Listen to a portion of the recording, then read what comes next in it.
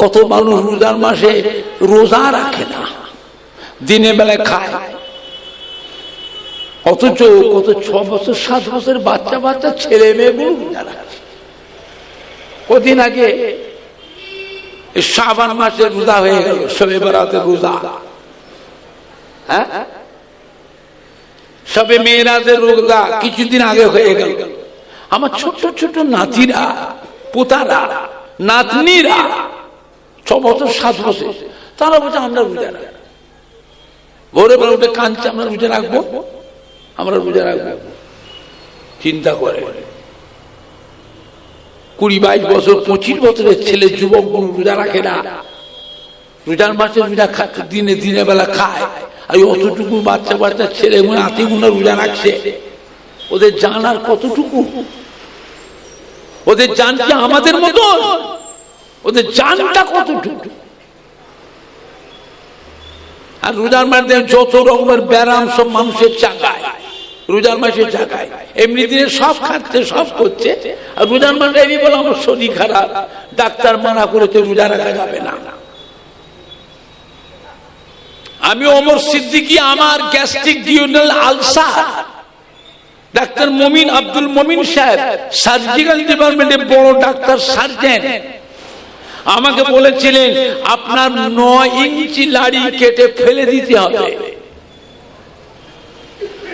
লাড়ি খারাপ হয়ে গেছে। আমাকে বললো রোজা রাখা যাবে না, 9 ইঞ্চি লাড়ি কাটতে হবে, কেটে বাদ দিয়ে লাড়ি শুনে লাড়ি জোর দেবে।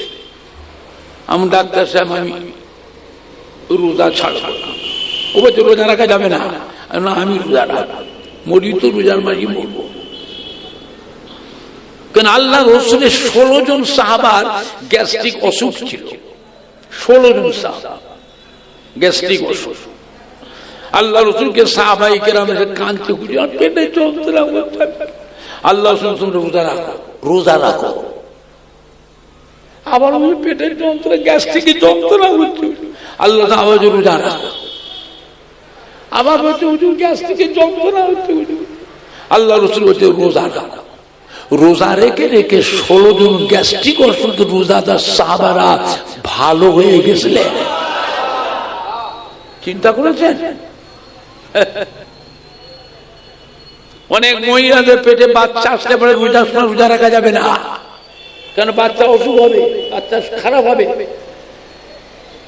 হ্যাঁ কি বললেন? অথচ আল্লাহ রসুল বলছে রোজা রাখো। মায়েরা রোজা রাখলে কি হবে? ওই বাচ্চাটা পেটে আছে, ওই বাচ্চাটাও রোজা রাখার ট্রেনিং পেয়ে যাবে। জোরে বলবেন না? চিন্তা করে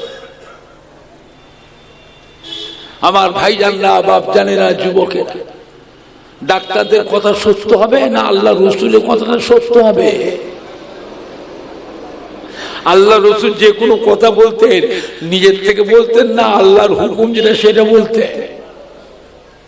আল্লাহর বিনা হুকুমে আল্লাহ রসুলের জামানে কোনো কথা বেরিয়েছে? তো নবীর কথা মানে কার কথা? নবীর কথা মানে আল্লাহর কথা। নবীর কথাটাকে হাদিস বলা হয়, আর আল্লাহ পাকের কথাটাকে কোরআন পাক বলা হয়। নবীর কথাটাকে কি বলা হয়? হাদিস শরীফ, আর আল্লাহ পাকের কথাটাকে কোরআন শরীফ। তাহলে আল্লাহর নবী কোনদিন কোনো কথা নিজের ইচ্ছা মতন মন থেকে কোনো কথা বলেছেন? এই কথাটা কার কথা? আল্লাহর কথা। জোরে বলবেন না সুবহানাল্লাহ। বুঝলে আমার ভাইজানরা, বাপজানেরা, মোবাইলের ওয়াজ শুনবেন না, ইউটিউবের ওয়াজ শুনবেন না। এই মোবাইলে যে বক্তারা ওয়াজ করে, এই বক্তাগুলো আহলে সুন্নাতুল জামাতের বক্তা নয়, এরা অন্য দলের বক্তা। ওপর দিয়ে কভার ঠিক রেখেছে, কভার, কভার বোঝে? কভার, এই যে কভার,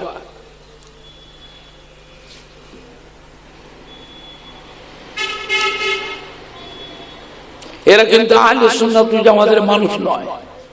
ওপর দিয়ে কভার ঠিক রেখেছে, কভার কভার ওপর দিয়ে কভার,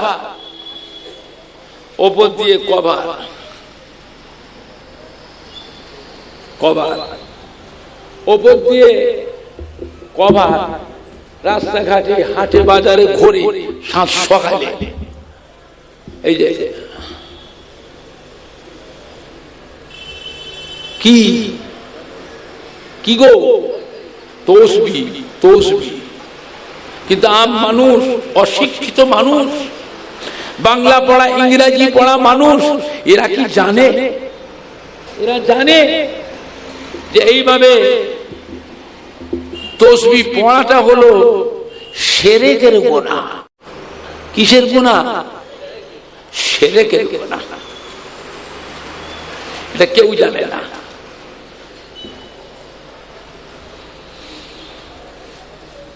একটা মানুষ যদি নামাজ না পড়ে মরে যায়, ওই মানুষটি আল্লাহকে সিজদা করে, নাকটা কপালটা থেকে সিজদা করে কেঁদে কেঁদে তওবা করে, আল্লাহ ওকেও মাফ করে আল্লাহ বেহেশতে দেবে। একটা মানুষ রোজা না রেখে আল্লাহ পাককে সিজদা করে, নাকটা কপালটা থেকে সিজদা করে, চোখের পানি ফেলে তওবা করে মাফ চায়, আল্লাহ ওকেও মাফ করে বেহেশতে দেবে। কিন্তু এই মানুষটাকে আল্লাহ মাফ করবে না, ওকে আল্লাহ চিরকালই জাহান্নামাতেই ফেলে রাখবে, ওর নাজাত নেই। এটা থাকবার কথা কোথায়? এটা থাকার কথা কোথায়? কথা বলে না, সব দেখাচ্ছি, ইশারাও বোঝেন না আপনারা। বুদ্ধির দাম বেশি না টাকার দাম বেশি? টাকা যতই থাক, লাখ লাখ টাকা যদি দেওয়া হয়, ছেলে যুবক, বুদ্ধি যদি তোমার না থাকে, লক্ষ লক্ষ টাকা শেষ করে তুমি ভিখারি হয়ে বাড়ি আসবে। আর যে বুদ্ধি থাকে, টাকা বিদেশ থেকে বস্তা বস্তা টাকা করে ঘরে আসবে। কোনটার দাম বেশি? বুদ্ধি হতে গেলে কি খেতে হবে? কি খেলে বুদ্ধি হয়? মাছ খাবেন। কি খাবেন? মাছ। আর আমরা করছি কি, পুকুরে মাছগুলো বিক্রি করে গোশ কিনে কিনে খাচ্ছি। গোশ খেলে কি হয়? মাথা মোটা হয়। গোশ খেলে মাথা মোটা হয়, আর মাছ খেলে বুদ্ধি হয়। বলুন তো দেখি, আল্লাহ পাক বেহেশতে দিতে পারে, সর্বপ্রথম কি খাওয়াবে?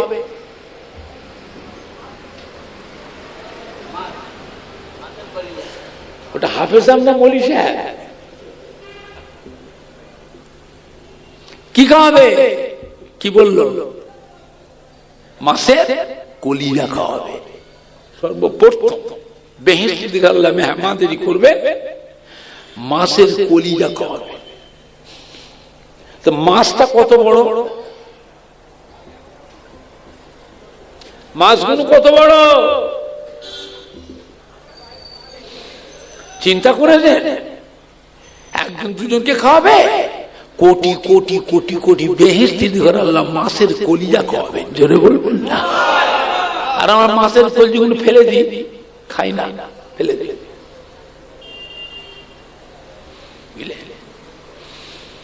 আমার ভাই জানলা, বাপ জানেরা, যুবকেরা এইভাবে তসবিহ পড়ে করছে ঠিক।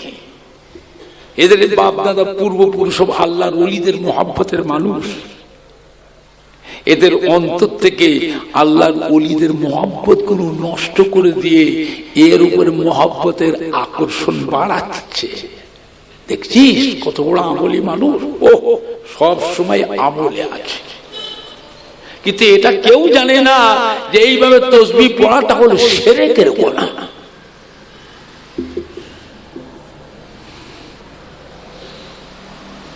নামাজ যদি কেউ পড়ে মানুষকে দেখানোর জন্য, ওই নামাজটাও শিরকের গুনাহ হবে।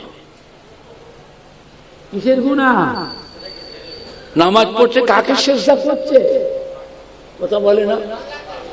নিয়ত যদি থাকে লোকে জানবে আমি নামাজি, কি হলো? শিরকের গুনাহ হবে, ওরও ক্ষমা নেই, মাপ নেই, ওকে আল্লাহ জাহান্নামে দেবে। কার সন্তুষ্টি? কাকে সন্তুষ্ট করার জন্য? আল্লাহকে সন্তুষ্ট করে। ফুরফুরা শরীফে ছোট হুজুর পীর কেবলা রহমাতুল্লাহ আলাইহি দেশ বিদেশে মাহফিল করতেন, গাড়ি করে যে নামতেন মুরিদদের গ্রামে গিয়ে। কোন মুরিদ আর মুরব্বীরা বলতে পারবেন যে ছোট হুজুর গাড়ি থেকে যখন নামতেন, যখন কেউ দেখেছিলেন? কথা বলে না তো, আপনারা কেউ দেখেছিলেন? তাহলে ছোট হুজুর তসবিহ পড়তেন না? হ্যাঁ পড়তেন না, পড়তেন না।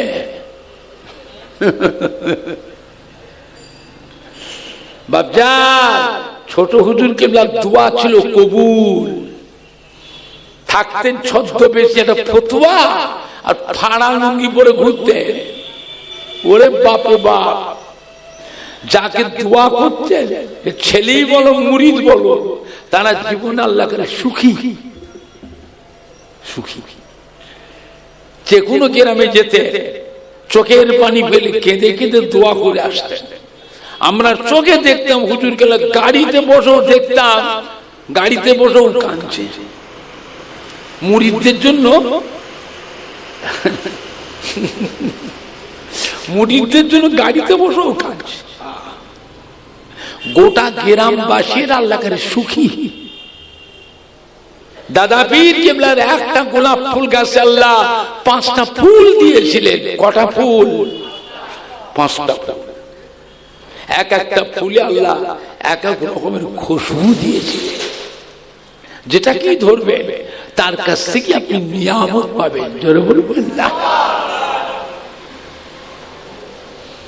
দাদা হুজুর কেবলা রহমাতুল্লাহ আলাইহি একটা তসবিহ ছিল 1000 দানা।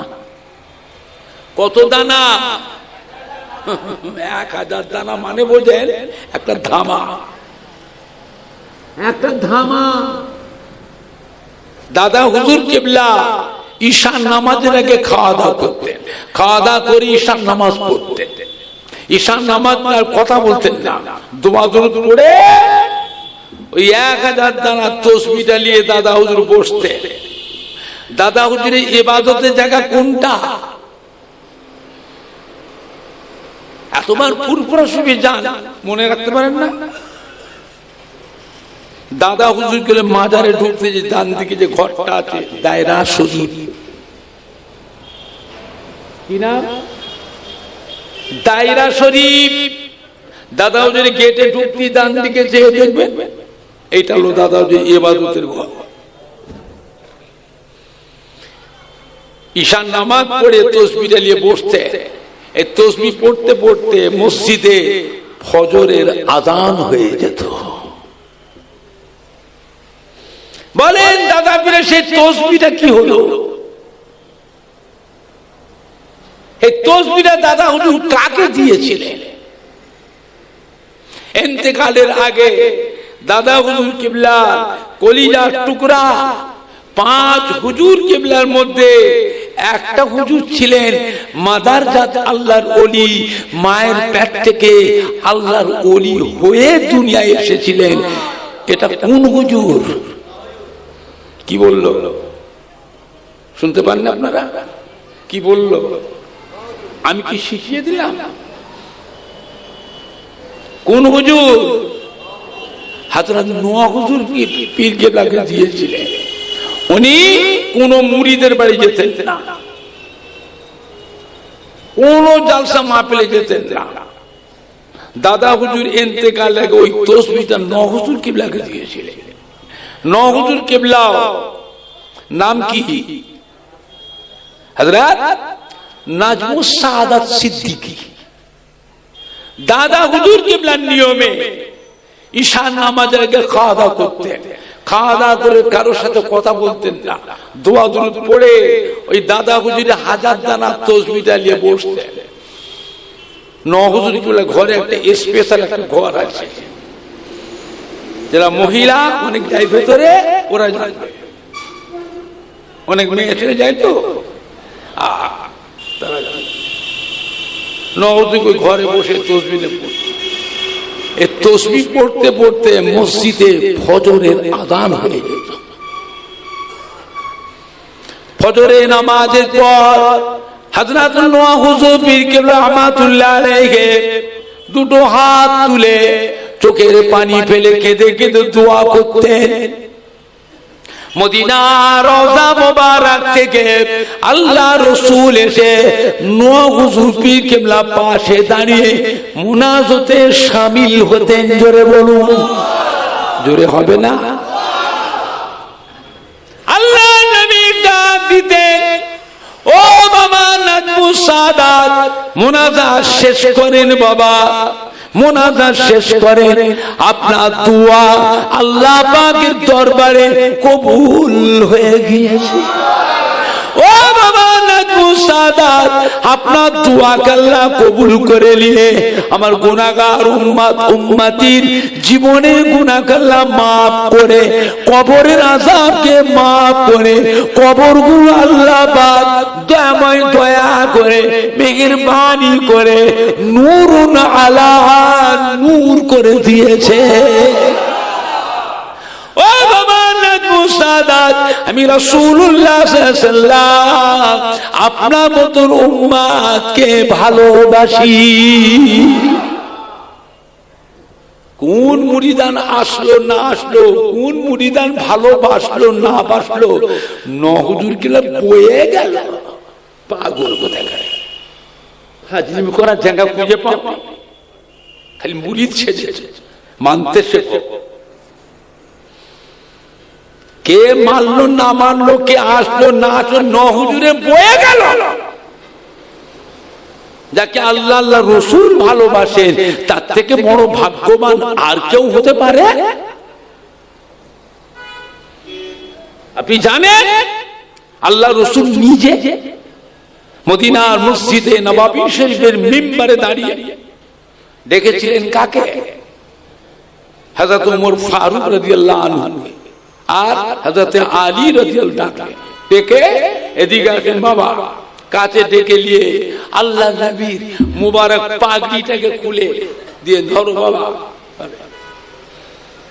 দুজন সাহাবা গায়ের জুব্বাটা খুলে ফেলবে, ধরে বাবা হযরত আলী, বাবা ওমর ধরে। সাহাবারা যা, আমি রাসূলুল্লাহ ইন্তেকালের পর আপনারা দুজনে চলে যাবেন, মদিনা শরীফ থেকে চলে যাবেন কারণ বলে একটি জায়গা আছে। কি নাম? কারণ। ওখানে আমার এক মুহাব্বতের উম্মত আছে, তার হাতে দেবে। ওনার নামটা কি? হযরতে ওয়াইস কারনী। তাকে দেবে। হযরত ওমর ফারুক হযরত আলী বললে, হুজুর আমরা ওয়াইস কারনীকে চিনিনি। কেন? না, আপনার ১৬ লক্ষ সাহাবা। হুজুর আপনার ১৬ লক্ষ সাহাবা, ওয়াইস কারনী নামে কোন সাহাবা আমরা চোখে দেখিনি। আল্লাহ রাসূল বললে, বাবা সে আমার কাছে আসে না গো, জাহিরি অবস্থায় আসে না। ওর বাড়িতে বুড়ি মা অসুস্থ, ও মায়ের খেদমতে ছিল। হযরত ওমর ফারুক হযরত আলী বলে, হুজুর আমরা চিনব কি করে?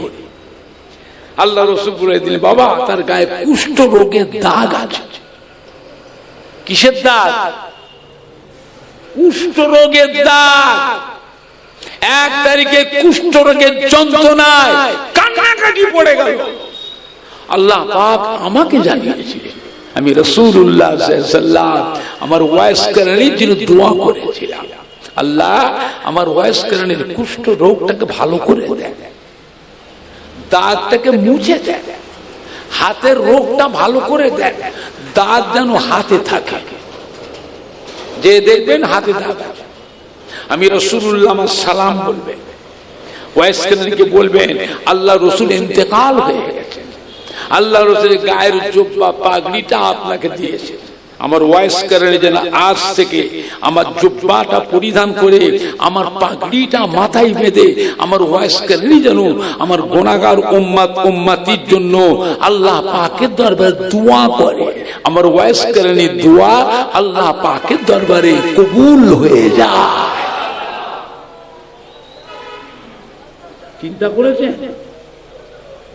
আল্লাহ রসুল সারা জীবন উম্মতের জন্য দোয়া করতেন না করতেন না?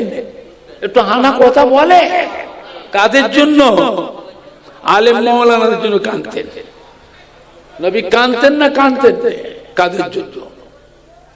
হাফেজ সাহেবদের জন্য, ইমাম সাহেবদের জন্য, হুজুর সাহেবদের জন্য। এতটুকু মাথায় ঢুকছে না? কাদের জন্য? আবার বলছে উম্মত, আবার বলছে উম্মত, গুনাহগার উম্মতের জন্য কাঁদছে। আর তুমি আজকে কার মুখে দিয়েছে আছো? হোশ নেই, হোশ নেই, বেহুশ হয়ে গেছে। তুই কার মুখে দিয়েছে আছো? তুই কার দিকে চেয়ে থাকার দরকার। আর কার কথা কানে ঢুকাচ্ছ? মরবে বলে তোর অন্তরে জায়গা কাকে দিয়েছো?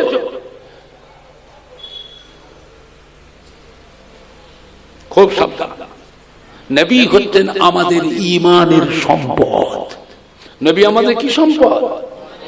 ঈমানের সম্পদ। সারা জীবন নবী গুনাহগার উম্মতের জন্য কাঁদলেন।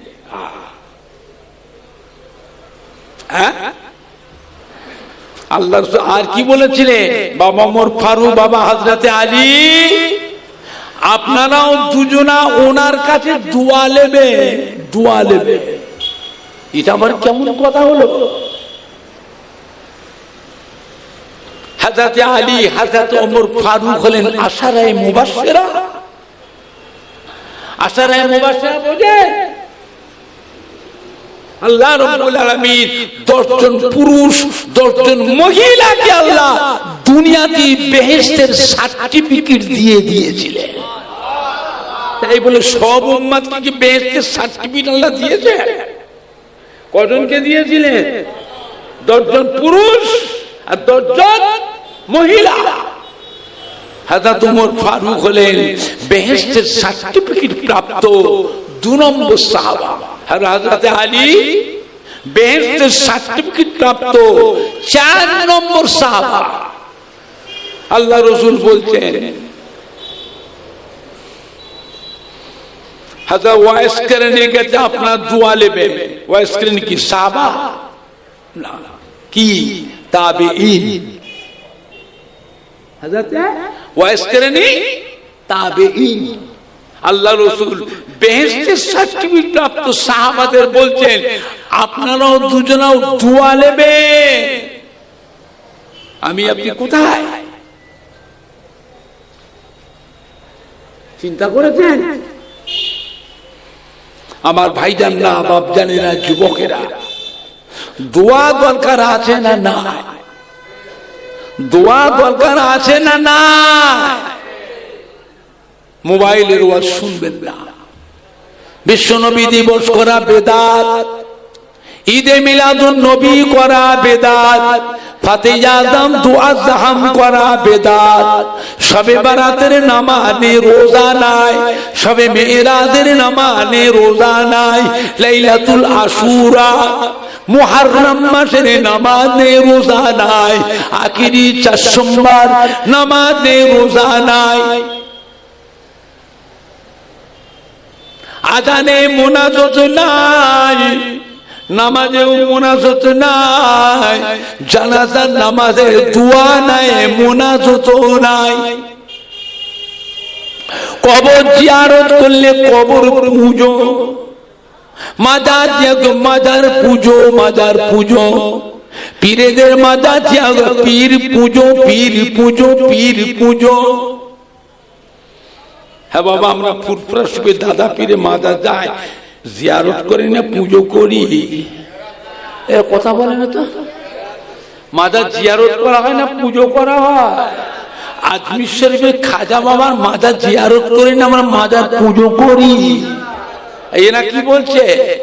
বেগদারি ফেস্টনটা গিয়ে পুজো। আমরা পুরপুরা সবে সিলসিলা মুরিদানরা আমরা মাজার জিয়ারত কেন মাজার পুজো করি। আর মোবাইলের ওয়াজ শুনছেন, এই ছেলে পেলে যুবক কোন শুনছে, শুনতে শুনতে 10 বার শুনতে শুনতে একবার মনের মধ্যে আকর্ষণ হবে না? হবে না? নবীর নামের দরুদ পড়া বেদাত, ইয়া নবী সালাম আলাইকা পড়া হলো শিরক, লা ইলাহা ইল্লাল্লাহ মুহাম্মাদুর রাসূলুল্লাহ একসঙ্গে পড়াটাও হলো শিরক। জোরে বলুন না নাউযুবিল্লাহ। নবী আমাদের মতো মানুষ, নবীকে নূরের নবী বলা চলবে না। নবী হলো মাটির নবী, নবী আমাদেরই ভাই। নাউজুবিল্লাহটা ঘরে যে বলবে, জোরে বলুন না নাউজুবিল্লাহ।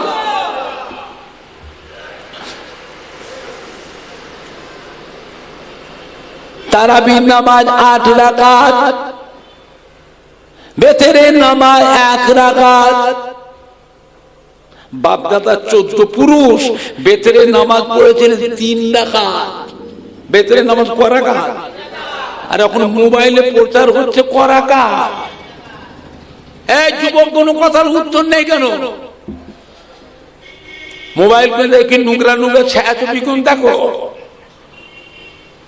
হ্যাঁ, এইগুলো যে বলছে এগুলো মোবাইল আছে না নাই? আমি তো মাইকে বলছি, কটা লোক শুনছে? মোবাইলে প্রচার হচ্ছে, কোটি কোটি মানুষের ঈমান নষ্ট হচ্ছে। বাপ দাদা 14 পুরুষ বেতেরে নামাজ পড়েছিলেন 3 রাকাত, আর এখন 2 রাকাত বাদ দিয়ে করাকাত। বাপ দাদা 14 পুরুষ তারাবির নামাজ পড়েছিলেন 20 রাকাত। কত রাকাত? আর এখন মোবাইলে প্রচার করাকা। তাহলে আমাদের নামাজ আমল বাড়ালো না কমালো? আমার নবী কত বছর হায়াতে ছিলেন তাও জানে না। 63 বছর। আপনাদের জানা আছে কি আমার নবীর উম্মতের হায়াত আল্লাহ কমিয়ে দিয়েছে? আমার নবীর উম্মত যে হবে, কি মেয়ে ছেলে কি বেটা ছেলে, অধিকাংশ উম্মতের হায়াত আল্লাহ কমিয়ে 63 বছর করে দিয়েছে। কিছু সংখ্যক কম 70, 75, 80। আজ থেকে 100 বছরের মধ্যে দিগবেরিয়া মা পেলে যতগুলি ভাইরা বাবাজিরা বসে আছেন, ওই মুরব্বী থেকে ছোট্ট কচিরা পর্যন্ত একটাও বাঁচবে না, সব কটাই মরে কবরে যাবে।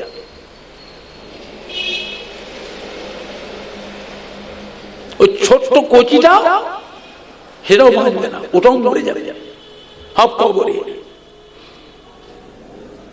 আবার নতুন করে আল্লাহ পাক মানুষ আবার বানাবে, এরা একটাও থাকবে না। এইটার ব্যাপার আমার রাসূল পাক খুব চিন্তিত হয়ে পড়েছিলেন। নবী আল্লাহর কাছে কাঁদতে লাগলেন, আল্লাহ পাক আমার উম্মতের হায়াত কমিয়ে দিলে, আল্লাহ পাক আমার উম্মতের হায়াত কমিয়ে দিলে কেন? না পূর্বের কার জামানার নবী আলাইহিস সালামের উম্মতের হায়াত আপনি এত বেশি করে দিয়েছিলেন। কত? 500 বছর, 700 বছর, 900 বছর, 1000 বছর, 1200 বছর, 1500 বছর, 1600 বছর হায়াত দিয়েছে। আর আমার উম্মতের হায়াতটা এত কমিয়ে দিলে। আল্লাহ পাক পূর্বের জামানার নবী আলাইহিস সালামের উম্মতে হায়াত যেমন বেশি পেয়েছিল, তারা তেমন আমল করবার সুযোগটাও কম পেয়েছিল না বেশি পেয়েছিল? কথা বলে না? আর আমার উম্মতের হায়াতটা তো কমিয়ে দিলেন। এরা দুনিয়াদারি কখন করবে? কাজ কারবার করবে, ব্যবসা করবে, চাকরি করবে, দোকানদারি করবে, আনাজ ব্যবসা, সবজি ব্যবসা, আড়ির ব্যবসা, জরির ব্যবসা, ঢাড্ডা দেবে, ফেরি করবে, লেবারে কাজ করবে, মুটেগিরি মজুরদারি করবে। আবার ছেলে মেয়ে, বিবি বাচ্চা, নাতি পোতাদের তত্ত্বাবধান করবে। আবার ওই সময়ের ভিতরে আবার আমলও করবে।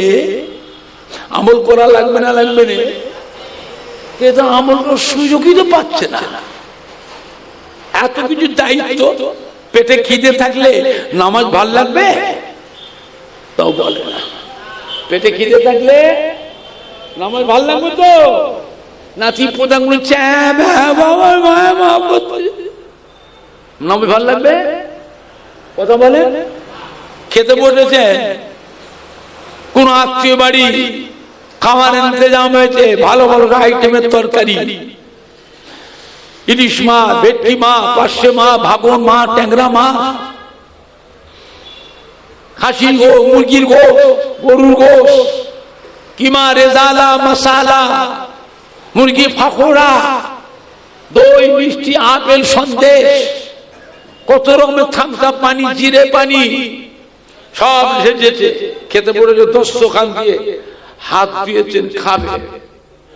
মসজিদে আজান হচ্ছে। কি হচ্ছে? কথা বলে না। মসজিদে আজান হচ্ছে। কি করবে? খাবে না নামাজে যাবে? কথা বলে না। নামাজ পড়বেন না খাবে? নামাজে যাবে? যাও যাও না, যাও। নামাজে গিয়ে দাঁড়িয়ে মনে মনে পড়ছে ইলিশ মাছ, মনে মনে পড়ছে ভেটকি মাছ, ভাগন মাছ, পার্শে মাছ, ট্যাংরা মাছ, বড় বড় ট্যাংরা মাছ, পেট ভর্তি ডিম, ও কই মাছ, থামস আপ, চিড়ে পানি, দই, মিষ্টি। নামাজ হবে তো? কথা বলে না। আছে না কেউ খেয়ে নিল? আছে না কেউ খেয়ে ফেলল? নামাজ হবে তো? কথা বলে না। কি করবে? খা। পাগল কোথা করে, মশলা জানে না, ফসবা জানে না, কিচ্ছু না, খুব মুশকিল লিখে দেখেছে। আগে খেয়ে নাও, জান ভরে যাও, খেয়ে মসজিদে যাও। যে দেখছে মসজিদে নামাজ শেষ, জামাত শেষ, কিন্তু তোমার জামাতে নামার পর নিয়ত ছিল না? ছিল নি? কথা বলে না। নামাজ জামাতে পড়বো নিয়ত ছিল না? ছিল নি? যে কি দেখছো? নামাজ শেষ। আল্লাহ রাব্বুল আলামিন তোমার নিয়ত যদি খাটে দেখে জামাতে পড়বো, নামাজ যদি জামাত নাও পাও, ওই জামাতের নেকি আল্লাহ তোমার নামায় আমালে লিখে দেবে। এই মশলাগুলো কোন মৌলানা বলবে? কোন মুফতি বলবে? ওদের সে এলেম আছে? ফক্কুল লম্পট কোথা করে, ফাজিল। এই মশলাগুলো কে শিখাবে?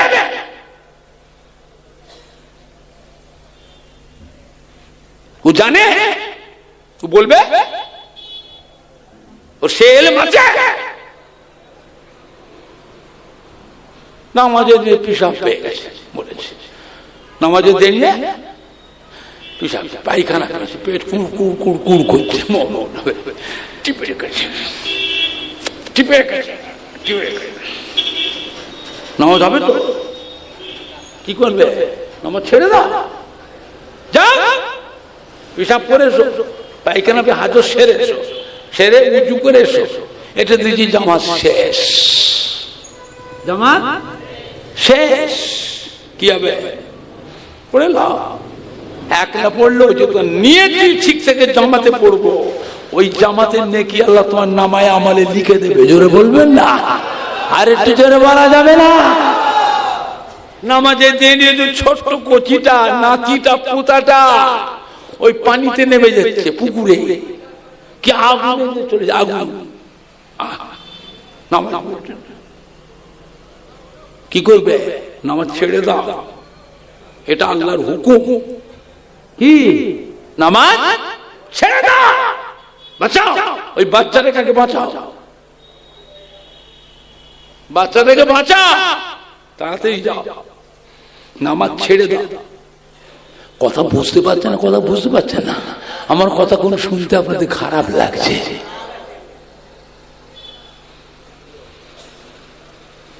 আল্লাহ নবীকে জিজ্ঞাসা আম্মা জান হযরত আয়েশা সিদ্দিকা রাদিয়াল্লাহু তাআলা আনহা, ইয়া রাসূলুল্লাহ ইয়া হাবিবাল্লাহ, আমরা আপনার বিবি, আপনাকে কত মোহাব্বত করি, ভালোবাসি, কত আদর যত্ন খেদমত করি, কিয়ামতের ময়দানে আমাদের কথা কি আপনার মনে থাকবে? আল্লাহ রাসূল কি বলেছিলেন? ও বিবি আয়েশা সিদ্দিকা রাদিয়াল্লাহু তাআলা আনহা, কিয়ামতের ময়দানে তিনটে জায়গা এমন আছে যে তিনটে জায়গায় আমি আমার গুনাহগার উম্মতির জন্য দিওয়ানা হয়ে থাকবো। ওই জায়গায় আমার বিবি, আমার ছেলে মেয়েদের কথা আমার মনে পড়বে না। আম্মা জান হযরত আয়েশা সিদ্দিকা রাদিয়াল্লাহু তাআলা জিজ্ঞাসা করলেন, ইয়া রাসূলুল্লাহ ইয়া হাবিবাল্লাহ, কিয়ামতের ময়দানে কোথায় গেলে আপনার দর্শন পাবো, আপনাকে দেখতে পাবো? আল্লাহর নবী বিবি আয়েশা সিদ্দিকা রাদিয়াল্লাহু তাআলা আমার উম্মতির নেকি এবং বদি, গুনাহ এবং সওয়াব যখন মিজানে ওজন করা হবে, আমি রাসূলুল্লাহ সাল্লাল্লাহু আলাইহি ওয়াসাল্লাম ওই মিজানের এক কিনারায় গিয়ে দাঁড়িয়ে থাকবো, মিজানের দাড়ি পাল্লা দিয়ে চেয়ে থাকবো, দেখবো আমার গুনাহগার উম্মতি গুনার পাল্লা ভারী হয় না নেকির পাল্লা ভারী হয়। যদি গুনার পাল্লা ভারী হয়, আল্লাহর আযাবের ফেরেশতা গুনাহগার উম্মতের হাত ধরে টেনে টেনে টেনে টেনে জাহান্নামে নিয়ে যাবে। আমি রাসূলুল্লাহ ছুটে গিয়ে ওই গুনাহগার উম্মতের আর একটা হাত ধরবো, হাত ধরে আমি নবী টানবো, আযাবের ফেরেশতা ছেড়ে দাও, এটা আমার উম্মত, ছেড়ে দাও, ছেড়ে দাও। ফেরেশতা বলে, হুজুর এর তো কোনো নেকি নেই। কি নেই? কথা বলো, নেকি নেই, থাক, তুমি ছাড়ো, এটা আমার উম্মত। বলে, হুজুর এটা আল্লাহর ফায়সালা হয়ে গেছে। হোক, তুমি কে? তুমি কে? ছাড়ো, আমি আল্লাহ পাকের দরবারে আমার উম্মতের জন্য আপিল করব। সুবহানাল্লাহ জোরে হচ্ছে না? সুবহানাল্লাহ জোরে বের হচ্ছে না? নারাই দেখবে, নারাই দেখবে। নবী হাত ধরবেন, আল্লাহ বলে, আযাবের ফেরেশতা আমার হাবিবের অসম্মান করো না, আমার হাবিবের অসম্মান করো না, আমি স্বয়ং আল্লাহ নিজে আমার হাবিবের সম্মান করি। ফেরেশতা ছেড়ে দেবে। নবী কাঁদবে, আল্লাহ পাক আমার গুনাহগার উম্মত আপনারা আযাবের জাহান্নামে নিয়ে যাচ্ছে। আল্লাহ পাক আমার উম্মতে মাথায় রয়েছে টুপি, মুখে রয়েছে দাড়ি, গায়ে রয়েছে জোব্বা, আমার উম্মত থেকে জাহান্নামে নিয়ে যাচ্ছে। জাহান্নামে নিয়ে যায়, নিয়ে যা, তো টুপিটা খুলে দেয়, টুপিটা খুলে দেয়, দাড়িটা খুলে দেয়, জোব্বাটা খুলে দেয়। আল্লাহ আপনি তো বলেছেন আমার আখিরি জামানার পয়গম্বরের একটা সুন্নাত এক্সাম্পল করে কাল কিয়ামতের ময়দানে আমি আল্লাহ পাক তার নামায় আমালে 100 শহীদের সওয়াব লিখে দেব। জোরে হবে না? আল্লাহ আপনি তো বলেছেন, আমি তো বলিনি। কারণ জাহান্নামে নিয়ে যাচ্ছে, আল্লাহ টুপিটা খুলে দেয়, আমার সুন্নাত সম্মানটা ও দাড়িটাকে খুলে দেয়, জব্বাটাও খুলে দেয়। আল্লাহ বলছে, না না হাবিব, তা হবে না, টুপি খোলা যাবে না, দাড়িও খোলা যাবে না, জব্বা খোলা যাবে। আমার হাবিবের সুন্নাতের অসম্মান করা যাবে না, যার জন্য আমি সব কিছু করেছি। আরশ কুরসি লৌহ কালাম দিন ও দুনিয়া জামান ও মাকান চাঁদ সূর্য সিতারা, যার জন্য সব কিছু আমার পিয়ারা হাবিব, সুন্নাতের অসম্মান করা যাবে না। যা ফেরেশতা, আমি আল্লাহ আমার হাবিবের সম্মানে, আমার হাবিবের সুন্নাতের খাতিরে আজ কিয়ামতে আমার হাবিবের গুনাহগার উম্মত থেকে নাজাত দিয়ে দিলাম। সুবহানাল্লাহ জোরে হলো না? সুবহানাল্লাহ জোরে হবে না? নারাই দেখবে, নারাই দেখবে।